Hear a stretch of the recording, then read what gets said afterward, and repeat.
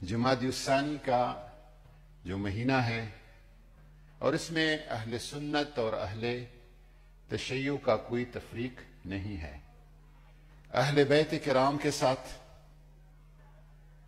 ولا کا اور وفا کا جو تصور ہے وہ ساری امت کا تصور ہے.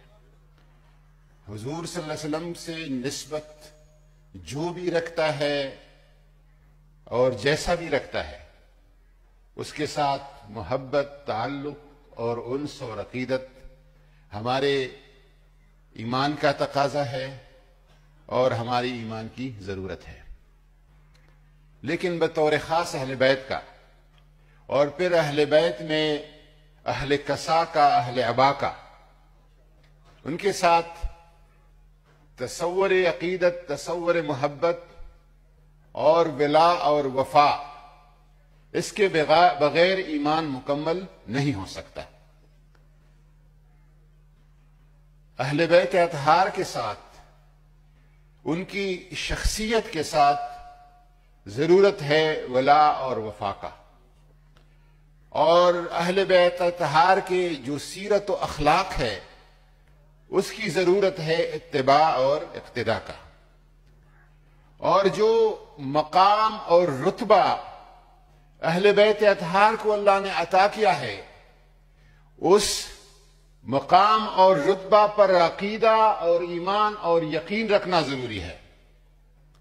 اور جو اہل بیت کا تاریخ ہے، مدحت ہے، تذکرہ ہے، اس کو تا روز قیامت قائم، دائم اور جاری اور ساری رکھنے کی ضرورت ہے.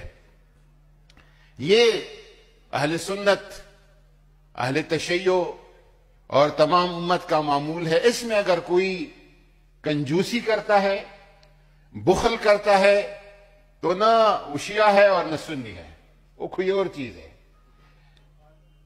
اس حوالے سے اب ہمارے لیے، اس امت کے لیے بچا کیا ہے؟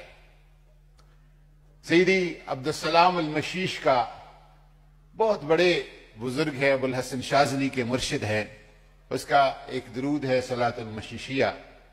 میں خود اس کا ورد کرتا رہتا، اللہم صلی علی من منہ انشقت الاسرار وانفلقت الانوار وفیہ ارتقت الحقائق. بہت لمبا درود ہے، لیکن اس میں وہ کہتے ہیں کہ اللہم الحقنی بنسبہ، اے میرے رب مجھے حضور کے نسب کا غلام بنا دے اور خادم بنا دے.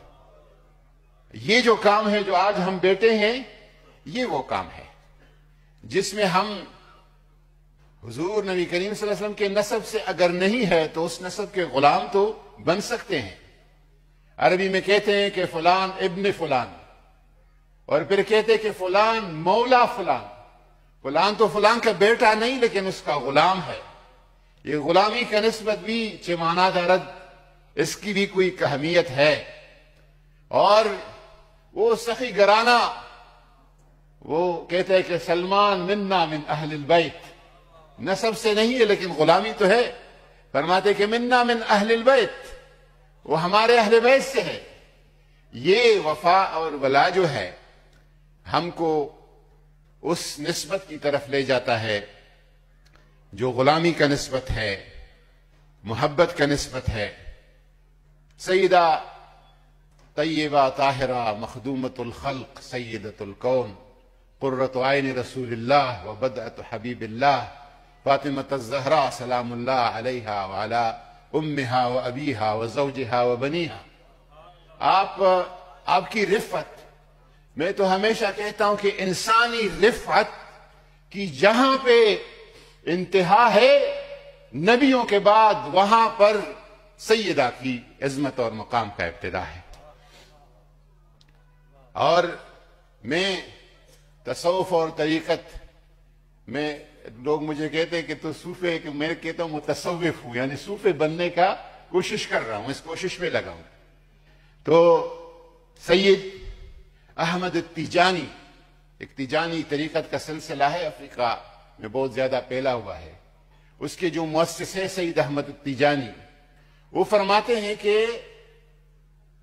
حضور صلی اللہ علیہ وسلم کے بعد جو معرفت خداوندی کا سر ہے، راز ہے، وہ فاطمۃ الزہرا کی طرف منتقل ہو گیا ہے۔ جس نے بھی رب کی معرفت کی طرف جانا ہے، حضور کے توسط سے جانا ہے، اسے در زہرا پہ حاضری دینی ہوگی۔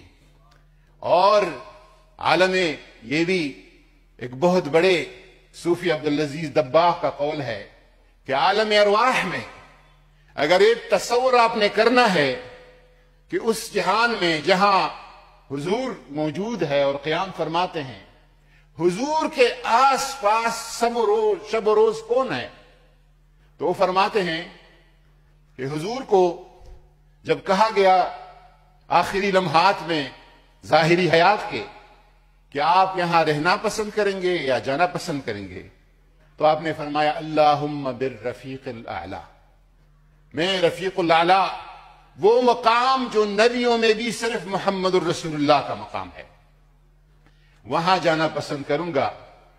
تو ساتھ ہی فاطمۃ الزہرا کو خوشخبری تھی، انت اول لحوق بی، سب سے پہلے رفیق اعلیٰ میں میرے ساتھ جو ملے گا وہ آپ ملیں گے۔ اس لیے عبدالعزیز دباغ فرماتے ہیں کہ سیدہ کے ساتھ برزخی حیات میں یا جو رفیق اعلیٰ ہے اس میں اگر ہر وقت پیوستہ کوئی شخصیت ہے تو حضرت سیدہ فاطمۃ الزہرا سلام اللہ علیہا ہے۔